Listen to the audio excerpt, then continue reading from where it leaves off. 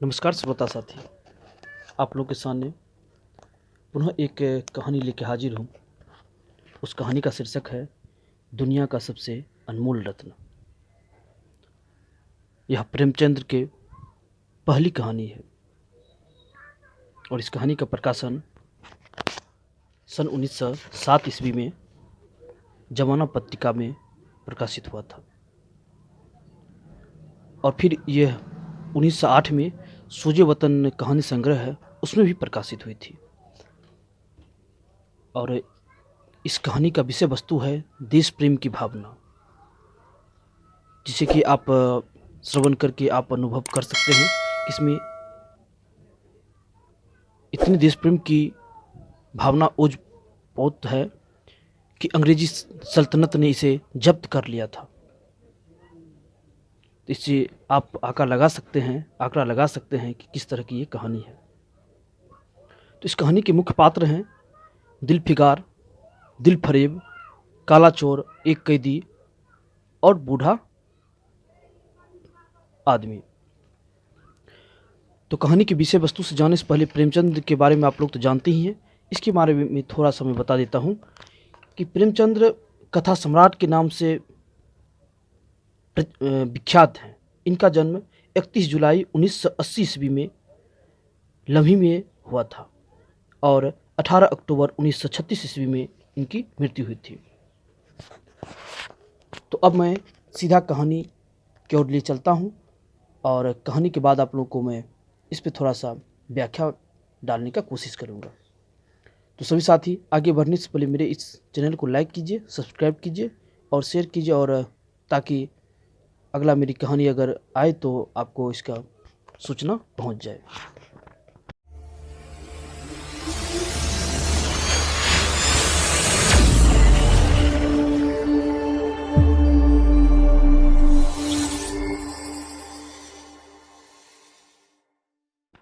तो प्रस्तुत है दुनिया का सबसे अनमोल रत्न, कहानीकार प्रेमचंद। दिलफिकार एक कटीली पेड़ के नीचे दामन चाक किए बैठा हुआ खून के आंसू बहा रहा था। वह सौंदर्य की देवी यानी मलका दिलफरेब का सच्चा और जान देने वाला प्रेमी था। उन प्रेमियों में नहीं जो इत्र फुलेल में बसकर और शानदार कपड़ों में सजकर आशिक के वेश में मासूकियत का दम भरते हैं, बल्कि उन सीधे साधे भोले भाले फिदाइयों में जो जंगल और पहाड़ों से टकराते हैं और फरियाद मचाते फिरते हैं। दिलफरेब ने उससे कहा था कि अगर तू मेरा सच्चा प्रेमी है तो जा और दुनिया की सबसे अनमोल चीज़ लेकर मेरे दरबार में आ, तब मैं तुझे अपनी गुलामी में कबूल करूंगी। तो इससे आप समझ सकते हैं कि यहाँ पे ना कोई रंग रूप ना कपड़े की ज़रूरत है, यहाँ पे किसी अन्य प्रकार के ही प्रेम है, जो कि आपको वाचन पूरा श्रवण के बाद ही आपको समझ में आएगी। अगर तुझे वह चीज़ ना मिले तो खबरदार इधर रुख न करना, वरना सूली पर खिंचवा दूंगी। दिलफिगार को अपनी भावनाओं के प्रदर्शन का, शिकवे शिकायत का, प्रेमिका के सुंदर दर्शन का तनिक भी अवसर ना दिया गया। दिलफरेब ने ज्यों ही यह फैसला सुनाया, उसके चौबदारों ने गरीब दिलफिगार को धक्के देकर बाहर निकाल दिया और आज 3 दिन से यह आफत का मारा आदमी उसी कटीले पेड़ के नीचे उस भयानक मैदान में बैठा हुआ सोच रहा है कि क्या करूं, दुनिया की सबसे अनमोल चीज मुझको मिलेगी नामुमकिन, और वह क्या है? कारू का खजाना, अबे हयात, खुसरो का ताज, जामे जम, तख्ते ताउस, परवेज की दौलत? नहीं, यह चीजें हरगिज नहीं है। दुनिया में जरूर इनसे भी महंगी, इनसे भी अनमोल चीजें मौजूद हैं, मगर वह क्या है, कहाँ है, कैसे मिलेगा? या खुदा मेरी मुश्किलें क्यों कर आसान होगी।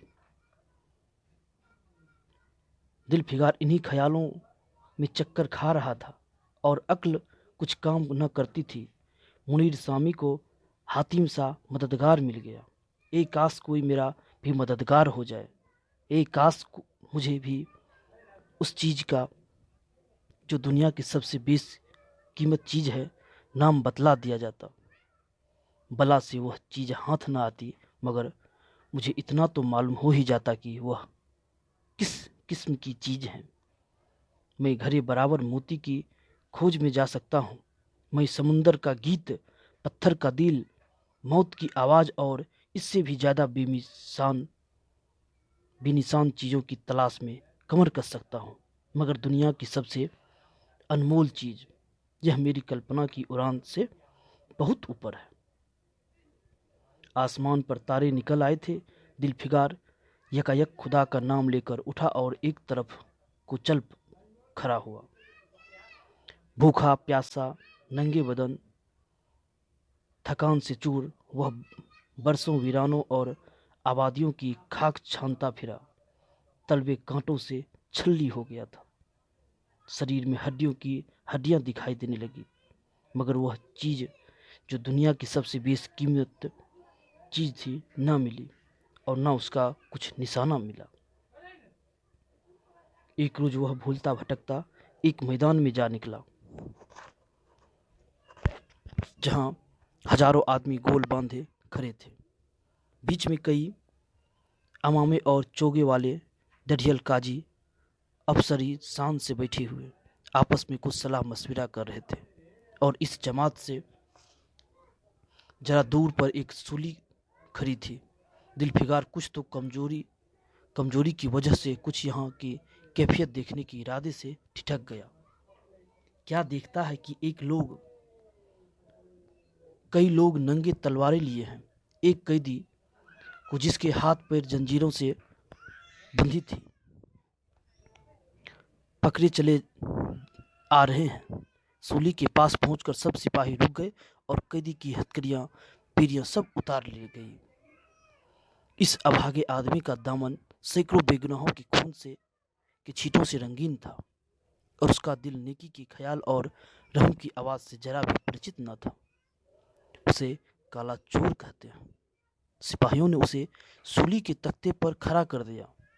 मौत की फांसी उसकी गर्दन में डाल दी, और जल्लादों ने तख्ता खींचने का इरादा किया कि वह अभागा मुजरिम चीख कर बोला, खुदा के वास्ते मुझे एक पल के लिए फांसी से उतार दो, ताकि मैं अपनी दिल की आखिरी आरजू निकाल लूं।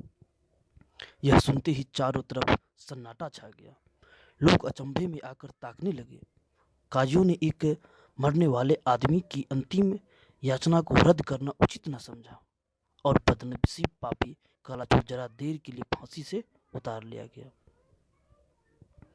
इस भीड़ में एक खूबसूरत भोला भाला लड़का एक छड़ी पर सवार होकर अपने पैरों पर उछल उछल फर्जी घोड़ा दौड़ा रहा था, और अपनी सादगी की दुनिया में ऐसा मगन था कि जैसे वह इस वक्त सचमुच किसी अरबी घोड़े का सवार कर रहा हो। उसका चेहरा उस सच्ची खुशी से कमल की तरह खिला हुआ था, जो चंद दिनों के लिए बचपन में ही हासिल होती है, और जिसकी याद हमको मरते दम तक नहीं भूलती।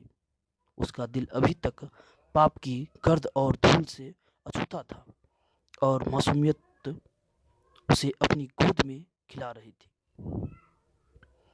बदनसीब काला चोर फांसी से उतरा। हजारों आंखें उस पर गड़ी थी। वह उस लड़के के पास आया और उसे गोद में उठाकर प्यार करने लगा। उसे इस वक्त का जमाना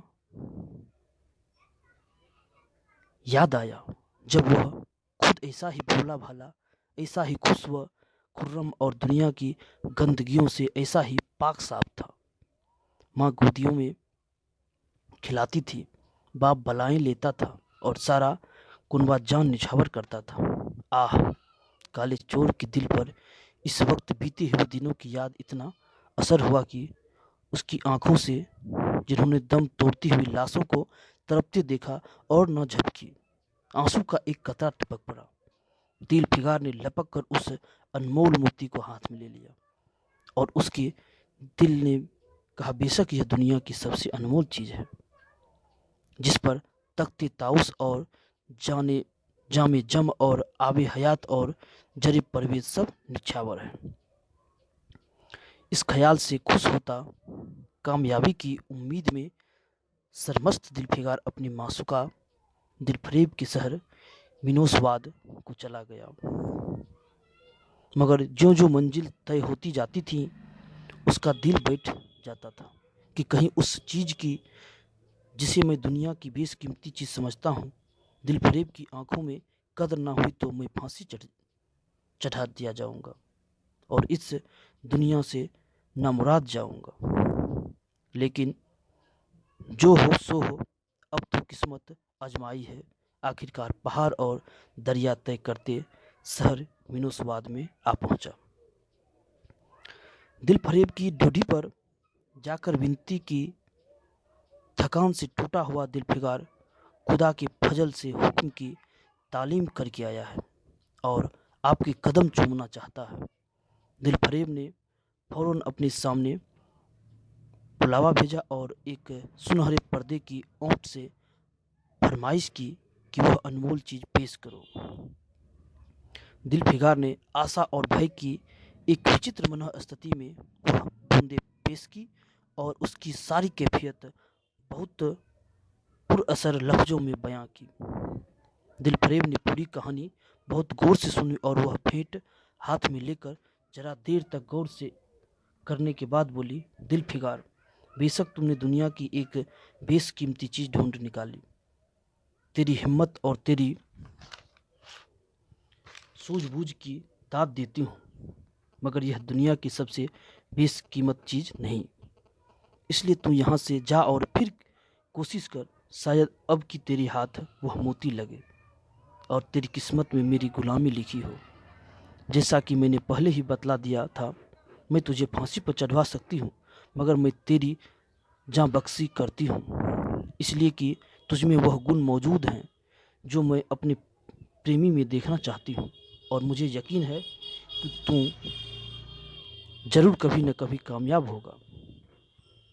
नाकाम और नामुराद दिलफिगार इस मासूकाना इनायत से जरा दिलेर होकर बोला, ए दिल की रानी, बड़ी मुद्दत के बाद तेरी ड्यूटी पर सजदा करना नसीब होता है। फिर खुदा जाने ऐसे दिन कब आएंगे। क्या तू अपने जान देने वाले आशिक के बुरे हाल पर तरस न खाएगी और क्या अपने रूप की झलक दिखलाकर इस जलते हुए दिलफिगार को आने वाली शक्तियों के झेलने की ताकत नहीं देगी। तेरी एक मस्त निगाह के नशे से चूर होकर मैं वह कर सकता हूँ जो आज तक किसी ने नहीं कर पाया हो। दिलफरेब आशिक की यह चाव भरी बातें सुनकर गुस्सा हो गई और हुक्म दिया कि इस दीवाने को खड़े खड़े दरबार से निकाल दो। चौबदार ने फौरन गरीब दिलफिगार को धक्के देकर यार के कोचे से बाहर निकाल दिया। कुछ देर तक तो दिलफिगार अपनी निष्ठुर प्रेमिका की इस कठोरता पर आंसू बहाता रहा और सोचने लगा कि कहाँ जाऊं। मुद्दतों रास्ते नापने और जंगलों में भटकने के बाद आंसू की यह बूंद मिली थी। अब ऐसी कौन सी चीज है जिसकी कीमत इस आबदार मोती से ज्यादा हो। हजरते खिज्र, तुमने सिकंदर को आबे हयात के कुएं का रास्ता दिखाया था, या मेरी बाह न पकड़ोगे। सिकंदर सारी दुनिया का मालिक था, मैं तो एक बेघर मुसाफिर हूँ। तुमने कितनी ही डूबती किश्तियों किनारे लगाई, मुझ गरीब का भी बेड़ा भी पार करो। ए आली मुकाम जिब्रील, कुछ तुम ही इस जान दुखी आशिक पर तरस खाओ। तुम खुदा के एक खास दरबारी हो, क्या मेरी मुश्किल आसान न करोगे। गरज यह कि दिलफिगार ने बहुत फरियाद मचाई, मगर उसका हाथ पकड़ने के लिए कोई सामने न आया। आखिर निराश होकर वह पागलों की तरह दोबारा एक तरफ को चल खड़ा हुआ। दिलफिगार ने पूरब से पश्चिम तक और उत्तर से दक्षिण तक कितनी ही जंगलों और वीरानों की खाक छानी। कभी बर्फियों की चोटियों पर सोया, कभी डरावनी घाटियों में भटकता फिरा, मगर जिस चीज की धुन थी वह ना मिली। यहाँ तक कि उसका शरीर हड्डियों का एक ढांचा रह गया। एक रोज वह शाम के वक्त किसी नदी के किनारे खस्ताहाल पड़ा हुआ था। बेखुदी की नशे से चौंका तो क्या देखता है कि चंदन की एक चिता बनी हुई है और उस पर एक युवती सुहाग के जोड़े पहने 16 श्रृंगार की बैठी हुई है। उसकी जांघ पर उसके प्यारे पति का सर है। हजारों आदमी गोल बंधे खड़े हैं और फूल की बरखा कर रहे हैं। यकायक चिता में से खुद व खुद एक लपट उठी। सती का चेहरा उस वक्त एक पवित्र भाव से आलोकित हो रहा था। चिता की पवित्र लपटें उसके गले से लिपट गई और दम के दम में वह फूल सा शरीर राख का ढेर हो गया। प्रेमिका ने अपने प्रेमी को निछावर कर दिया और दो प्रेमियों के सच्चे पवित्र अमर प्रेम की अंतिम लीला आंख से ओझल हो गई। जब सब लोग अपने घरों को लौटे तो दिलफिगार चुपके से उठा और अपने चाक दामन कुर्ते में यह राख का ढेर समेट लिया और उस मुट्ठी भर राख को दुनिया की सबसे अनमोल चीज समझता हुआ सफलता के नशे में चूर यार के कुचे की तरफ चला। अब कि जो जो वह अपनी मंजिल के करीब आता था उसकी हिम्मतें बढ़ती जाती थी। कोई उसके दिल में बैठा हुआ कह रहा था, अब की तेरी जीत है। इस ख्याल से उसके दिल को जो सपने दिखाए उनकी चर्चा व्यर्थ है। आखिरकार वह शहर मिनोसवाद में दाखिल हुआ और दिलफरेब की ऊंची ड्योढ़ी पर जाकर खबर दी कि दिलफिगार सुर्ख रूह होकर लौटा है और हुजूर के सामने आना चाहता है।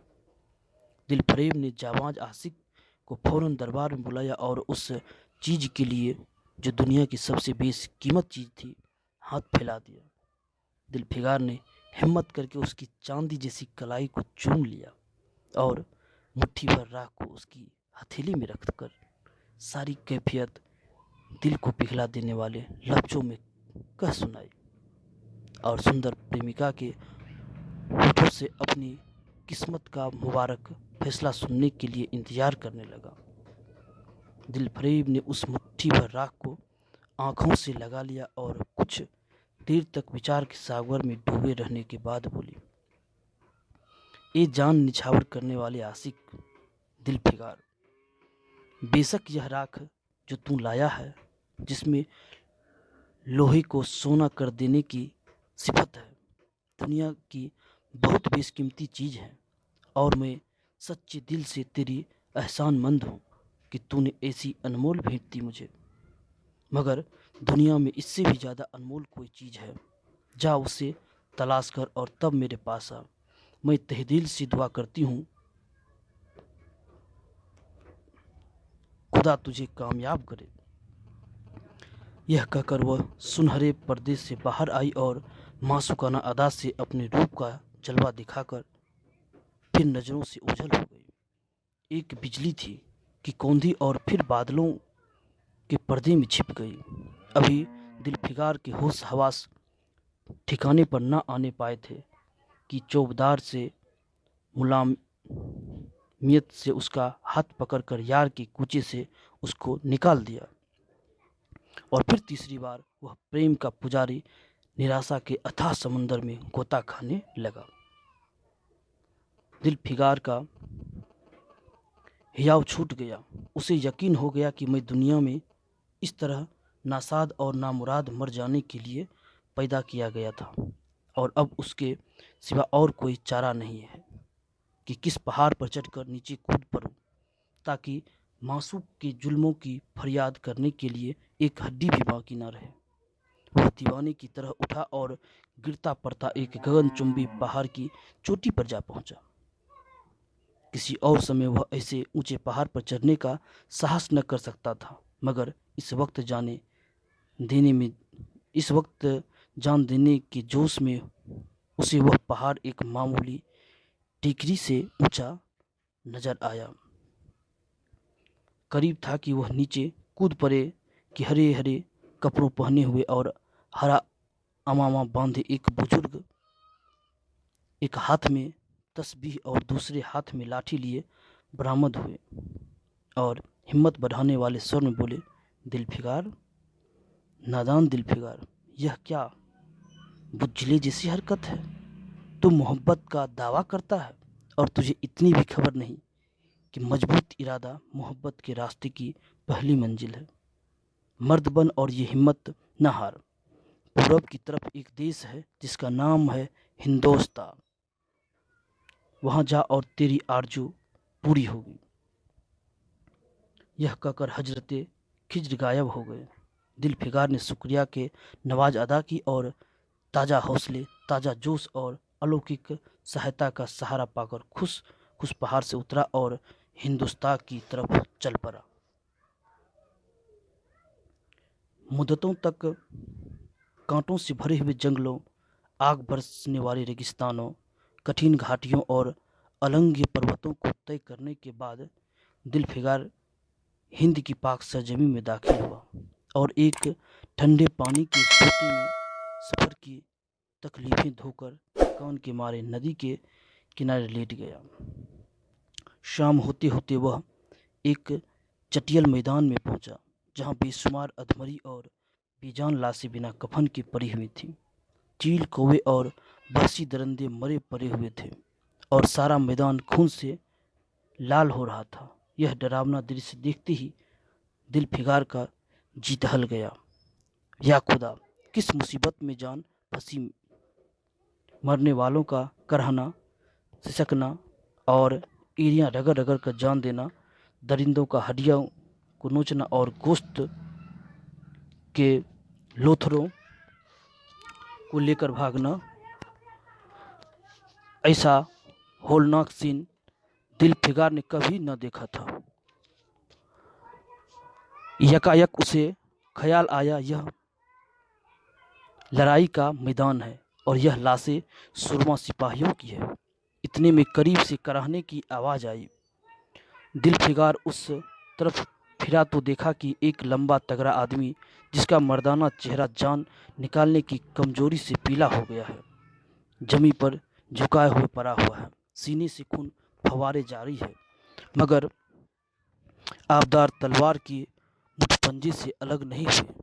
दिलफिकार ने एक चीथड़ा लेकर घाव के मुंह पर रख दिया ताकि खून रुक जाए और बोला, ए जवां मर्द, तू कौन है। जवां मर्द ने यह सुनकर आंखें खोली और वीरों की तरह बोला, क्या तू नहीं जानता मैं कौन हूँ? क्या तूने आज इस तलवार की काट नहीं देखी? मैं अपनी माँ का बेटा हूँ और भारत का सपूत हूँ। यह कहते कहते उसकी त्योरियों पर बल पड़ गए। पीला चेहरा गुस्से से लाल हो गया और आबदार शमशीर फिर अपना जौहर दिखाने के लिए चमक उठी। दिलफिकार समझ गया कि यह इस वक्त मुझे दुश्मन समझ रहा है।